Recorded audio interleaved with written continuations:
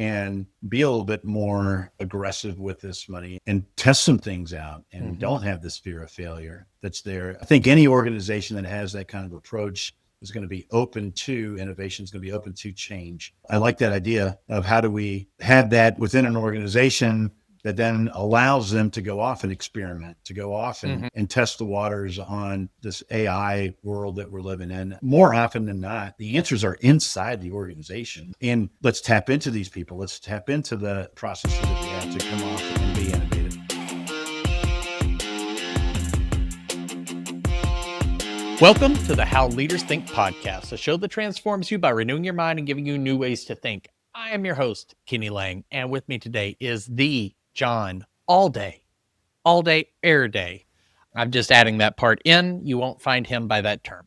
He is an experienced entrepreneur and technologist, CEO of Cima Solutions Group and executive coach for CaringGuide. Welcome to the show, John.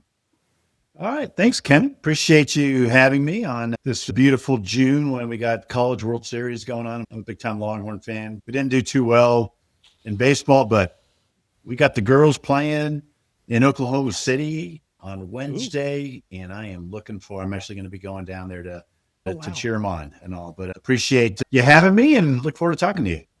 Absolutely. I like you 10% more now that I know that you're a Longhorns fan. My boys have decided to cheer for A&M. I think it's just to do whatever the opposite of what I say is. But anyway, so there's like A&M Hey Dudes and Crocs and other stuff, and it just makes my skin sizzle. Pray for me. Pray for our house. Oh, they'll change their mind once they come to the light. I actually have two little granddaughters that I have taught them to do the hook 'em finally. Yeah, they're two years, a little over 2 years. And I had them both. Yesterday I saw one and she got this. I'm like, no, that's not it. You got to go here. And then I got them both going there. So otherwise she's trying to rock out or say, rock out. Those are good things too, but hook 'em. Yeah. Well, you got to train up a child in the way they should go. Yeah. Tell me today, John, what is on your mind?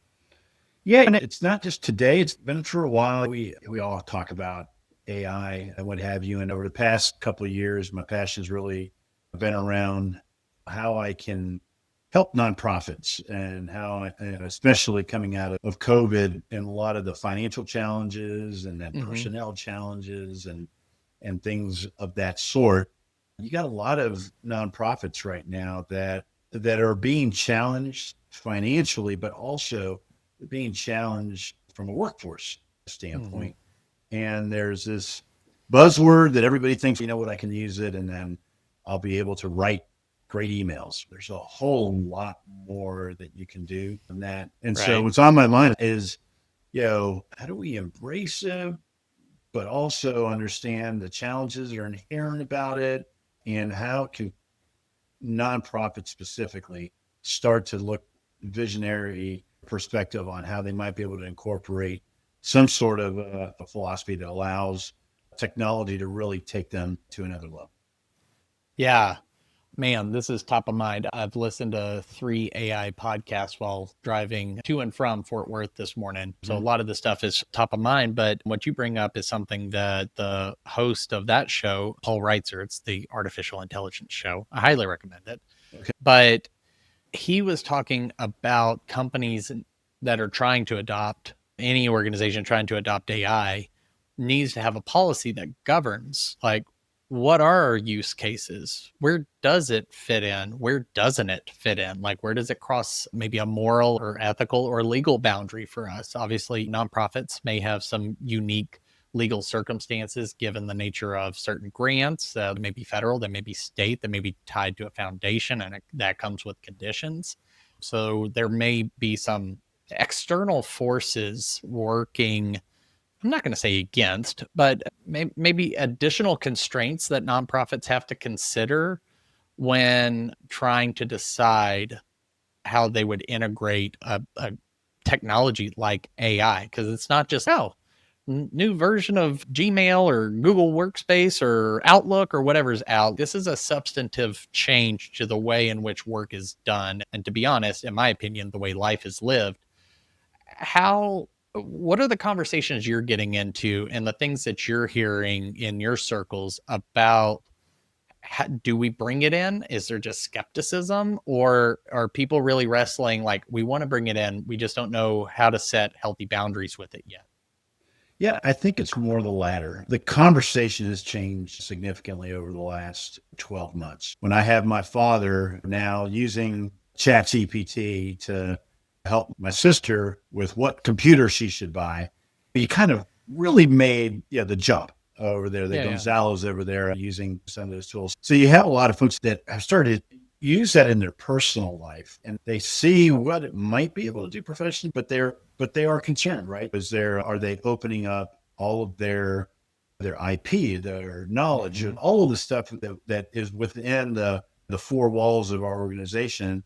Are we going to all of a sudden, open that up to everybody? With any technology, there's the inherent fear that of the unknown.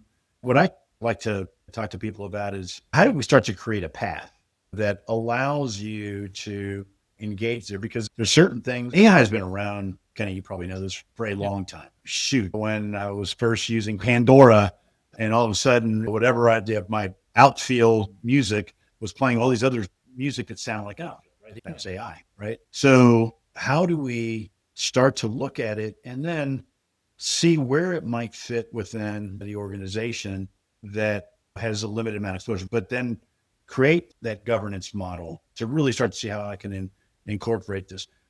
Too often, I believe nonprofits, they're a little bit too cautious at the forefront when the for-profit brethren over here are really taking that aggressive stance and moving forward. We have this scenario where we got to start to move and look, and so let's put the right proper governance. Let's start to look at where it might fit within the organization. It's not necessarily just in marketing and what have you, right? How do we do donor profiling and find out where is the best base to go after? All these different things. So to me, it's looking at it across the organization, taking those baby steps, but taking the steps. Let's not talk about it. Let's just start to do and move. Like we don't have to perfect what it is we think we're going to do. As a matter of fact, we may never be able to do that, but we won't have the data, the feedback loops necessary to build a thoughtful approach or policy or governance if we don't start to interact and connect with it. Classic, you miss 100% of the shots you never take situation.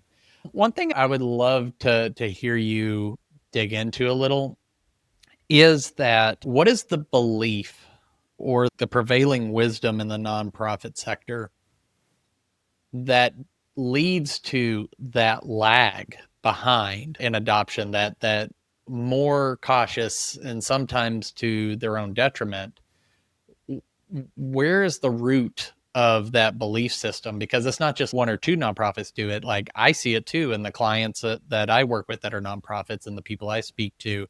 And I'm curious if you've heard something or generated some insight or noticed some patterns on where that's rooted.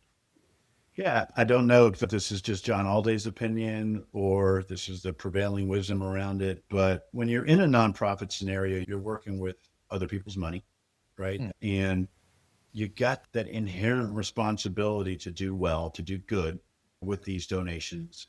And you're also providing a service that is for the greater good, right? From a nonprofit standpoint. So you combine both of those elements together, and I believe you get this cautionary approach. Hey, I don't want to abuse the privilege of accepting someone's donation, and I don't want to screw up the services that I'm providing. That creates a kind of a cautionary approach where innovation might be stifled. A lot of I own a technology company, and what is it? The most successful hitter was at a 350 whatever, right, batting average, right? There's a lot of times where I invested and failed, and I made up with it from those investments that work themselves out, right? So it's that aggressive approach that allowed our company to succeed. And I don't know if you really have that ability in the nonprofit sector, but how do we bring in innovation, and how do we bring in, and let's step aside from the conservative approach and let's try some things out, knowing that maybe this investment might not work, but maybe so it's a combination of, hey, I got other people's money and I have to provide the service and I don't want to use other people's money. And then it goes for naught because then I've also then suffered on the services side. So yeah, maybe that's it. I'd love to hear your perspective on that.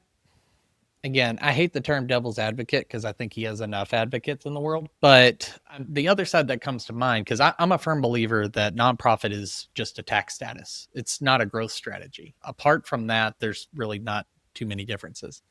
And for profits, they're taking on other people's money in exchange for something that has to get a return.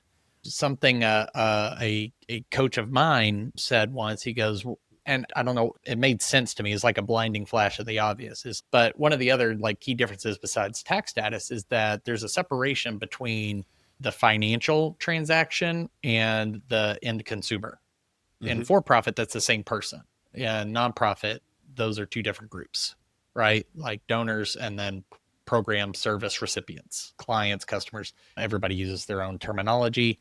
And so it still, in my mind, doesn't, I would think they would have almost the same motivation. Like I know when my clients pay me now in this business, or when I was selling marketing services with my agency, like it was a big deal if somebody paid me because I wasn't charging insignificant sums of money, just like nonprofits sometimes don't get insignificant sums of money from individual or corporate donors. And I was like, I would tell my team, we got to knock this out of the park. Like, we've got to do this. We've got to make a great impression. We've got to get the return on investment for this. We got to make sure that we're double checking, measure twice, cut once, that sort of stuff. That really challenged me. And I would probably say I'd feel the same thing on the nonprofit side. I see your point and how you would cross a threshold from being mitigating risk to being risk adverse. Because I'm a firm believer, and maybe this is an entrepreneurial thing, which you've been for a long time, is that without risk, there's no reward. And what's interesting to me is that so many nonprofits, when they started, they were trying to break rules. They were trying to find new ways to approach the problem. They were doing all this. And then at some point, they got some success. Good for them. But then they started getting money, and the money may have had strings attached, and they wanted the money to do more good, but the strings were prohibitive or something like that, which is why I'm a huge advocate for have your core values, have a roadmap, understand who you are and what you stand for, your positioning and where you want to go. Because just because somebody can write a fat check doesn't mean it's going to help you. It may actually hurt you, tank you, cost you good people. So that's the part that, I don't know, that still baffles me, because I've asked in several talks that I've given to nonprofit audiences and said, hey, who got into this work to make the smallest impact possible? I've never had a hand go up. But I'll tell people, yeah, but your behaviors would indicate otherwise. You're playing small. Now, should you bet the farm every time? No, that's stupid from any perspective. But I do think that there is a way in which you can embrace risk, and maybe, and this is just coming off the top of my head, this sounds stupid, but maybe there needs to be a risk policy. I hate policies as an entrepreneur. I think a lot of policies are just organizational scar tissue that make up, like, we had a bad incident. We're gonna stitch this up with policy, and now that governs everybody forever and ever. But I mean, at least a guideline to how do we evaluate risk, and maybe something like that could be a framework for people to say, is this for us? Is it not? How should we greet it? What's our version of it? Just because so-and-so down the street used ChatGPT this way doesn't mean we have to. Because your operations are different. Your use cases are different. Your needs are different. Your staff is different. The repetitive tasks in your organization are different. So I think all those things to say, it feels like the one size fits all. And sometimes the strings that come with checks, I think, are suffocating innovation in the nonprofit space. I like where you're going with that, like a little skunks works department with policy as to how we go off and evaluate these projects. And then maybe there's a certain set that says, hey, these we're going to go off and be a little bit more aggressive with this money and test some things out and don't have this fear of failure that's there. I think any organization that has that kind of approach is going to be open to innovation, is going to be open to change. I like that idea of how do we have that within an organization that then allows them to go off and experiment, to go off and test the waters on this AI world that we're living in. More often than not, the answers are inside the organization. And let's tap into these people. Let's tap into the processes that we have to come off and be innovative. And you and I have talked a little bit about just our coaching approaches when we're working with these organizations. And one of the things that I use, and depending on their needs, I have one or two models here, is do you have a problem solving method that everybody in the organization uses? Now, with my system and soul clients, I would teach them, it's called DAT, is you got to clearly define it. Because again, I need to get this tattooed on my arm. I quote this all the time and I never give attribution, but a problem well defined is half solved. And so if we can clearly do that and then align it to, and in the system and soul framework, there's a one-page roadmap that has vision and culture and strategy and execution now and in the future. We would align it so the A is aligned to the roadmap, and then we take action. So to your point is we actually got to do something. We can't just keep going around this mountain. So if we define, align, and take action, we have that. Another one would be the 4D model, which comes from predictable success. And for those clients, I teach them, you need data, and then you need a discussion, and then you either decide or defer. It's either we have enough information to make a decision, or we need more, or we need a different person in the room in order to make a decision. But the goal is always to make a decision. And what bothers me is when I see organizations think that not making a decision is not making a decision, but not making a decision is a decision. Yeah. Even though I don't use this methodology anymore, but Gino Wickman, he's a founder creator of EOS, the Entrepreneurial Operating System, in his book Traction, I think he put it, I think it was in like a big font or something like that, but it stuck with me, is it's not what you decide, it's that you decide. You could pick whatever risk profile, you could pick whatever thing. It's just that you decide. It's the equivalent to, and maybe this is about to demonstrate that I have a mild case of road rage, but you ever been driving behind somebody and they go to get in a turn lane, but they put one half of their car in there and the other half is still in the lane that's just for going straight, and it drives me insane. It drives a lot of other people insane, but that's exactly what we do as organizations when we don't just make the decision. Because unless you're taking a stupid risk, and don't get me wrong, there's a lot of stupid risks out there. But if you don't decide, you're headed for the median, and that just wrecks the whole car. It would be better off for you to make the wrong decision, figure that out, go back on it, course correct, say, whoops, we made a mistake. We now know this is not the way to go. We're going to go this way. And maybe we have to loop back around or something like that and go under the underpass, and everybody's yelling in the car. But at least you did something, and now you've learned something, which allows you to grow. Yep. No, I agree. It's that decide to act and then act or don't act, right? If you decide not to move forward. And I think when I first started Cima, I was a Guy Kawasaki disciple, right? It was the art of the start. And it was all about, hey, let's go. It's time to go.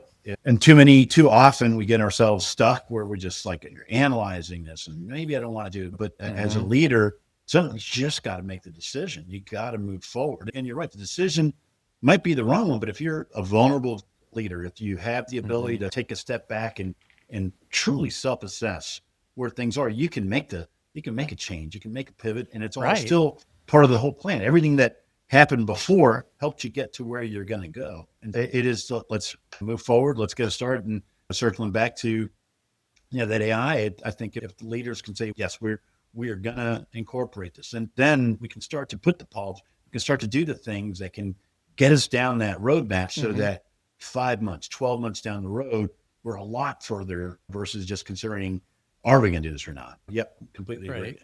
I'd be curious of your thoughts on this since I've had several episodes with an AI flavor. One was from like a marketing perspective. I've had it from a few others, just operational. Since you are a technologist, we can be a little nerdy here. And I say that word with affection, so I don't want to get any emails. But I've heard picking a pilot project initially, or just letting some people find a real specific personal use case, like in their work, to explore something, develop some help there, instead of trying to do this like entire rollout, whether you got 10 people or 100 people. But I can empathize with the leadership who say, if we're going to involve AI and it's going to permeate the entire organization, well, how do we adopt it? Where do we even start? How do we roll it out to everybody? How do we make sure that we have enough policies to cover all of this? What happens if we make a mistake? There's all these things, and they're legitimate, I think, concerns, thoughts, and considerations you should have as a wise leader. But I like the idea of a pilot project, or just having a few people be testers to, like, can you find a use case in the natural course of your job where this would help take a week's worth of work down into an hour or something like that? I'm curious of your thoughts on that approach, or if you've seen others that have helped people in the adoption process. Yeah. So it goes back to what I said, that a lot of the time the answers are there. And as a coach, we're just trying to help people come up with those answers because they're inherently within the organization. I think there's maybe some micro projects that are there. There might be something on the marketing team that's completely different than the back office. So where marketing might use it, whether it be donor profiling or just how they craft their messaging and what have you, is going to be completely different than potentially where how back office might use it, where we're creating our policies and our voice around all of the material that we've created over the history of our organization. I think you might be able to get a cross-functional team in place where you start to ask them where they think it might work, and then and then from there start to come up with where might some of these micro projects go. I had the opportunity to be at South by Southwest earlier this year, and it was fascinating just listening to these leading edge technologists where they're showing AI might go within an organization. Mm-hmm. And there's so many different places that it can permeate that I think if we keep it under one, we might lose the true value that it can bring because we start to focus on that one area. I say all that with also understanding that there's still inherent risks that are involved. We got to put some sort of boundaries on this, or some sort of guidelines to make certain that all of a sudden we don't expose ourselves to some situations that would be nefarious. Yeah. I think that's wise. And I love the idea that the cross-functional, I heard somebody call it like an AI advisory council of a cross section within it. It wasn't necessarily just the senior leadership team, but it was a cross section of like managers, workers, frontline, so that they could come together and say, we could use it like this in marketing, and someone else in operations, back office is raising their hand. And then you start to see where the magic is. I'd love for you to talk a little bit about, and this is, again, we might nerd out over coach lingo, so hopefully we won't lose anybody here, but that harnessing the wisdom in the room, like genius within approach, is that coaches, I would even say consultants who usually come with a playbook, but coaches and third parties should be drawing that out. And I hear you advocating for executive leadership, senior leadership, to maybe take that posture as opposed to the absolute holder researcher of this big decision on AI. How can senior leaders go about pulling those things out in a way that comes across candidly? Because obviously there can be a power dynamic. Maybe there's not a lot of psychological safety in the organization. How would you advise coach leaders to draw that wisdom out so that they can help innovate in the organization? It's the idea of just being open and vulnerable, and you're a leader and you got there sometimes, from a certain personality trait that you might have had. But the one thing all leaders need is they need to be open. They need to lead. You got to have followers. You got to have people that are going to embrace that vision that you have.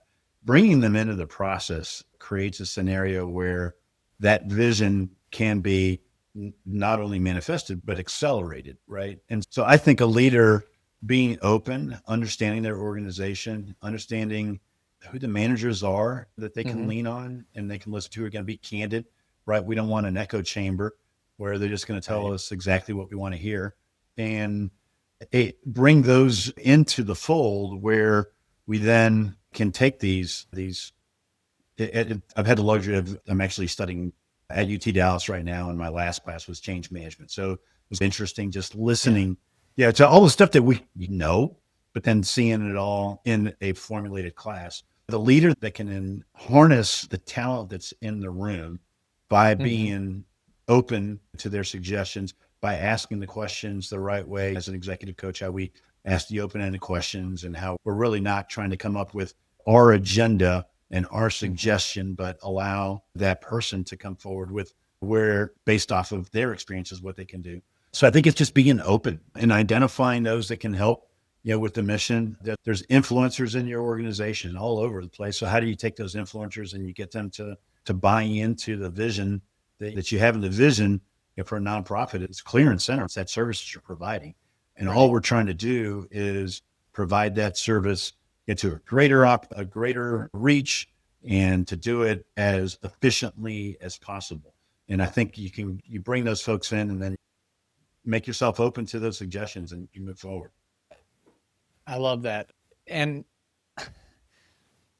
what's funny is what you bring up about how leaders got where they are and where they go next is a subject of conversation a lot with my clients. As a matter of fact, I'll be in Dallas next week from this recording, speaking at the nonprofit, North Texas Nonprofit Leadership Institute, about one-on-one leadership development. And there's going to be some other stuff on like organizational development and team development and performance, but that you usually got it because you're a scrapper, you're a learner, you're a go-getter.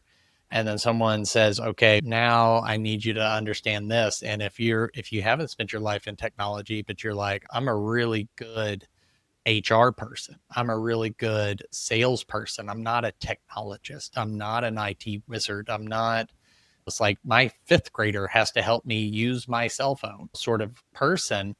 And now all of a sudden you've got to understand the most advanced technology the world has ever seen. It is a big ask, but maybe one that prompts you to reach out and connect with your team. And I love what you said about that just creates that vulnerability. Yeah. Which I think only enhances your leadership if you don't pretend like you have to have all the answers. And I do this stuff for a living and I still have to remind myself like, I can say I don't know. And that doesn't somehow make me the dumbest human that's ever walked the planet. I may feel like it for a minute, but we'll go there.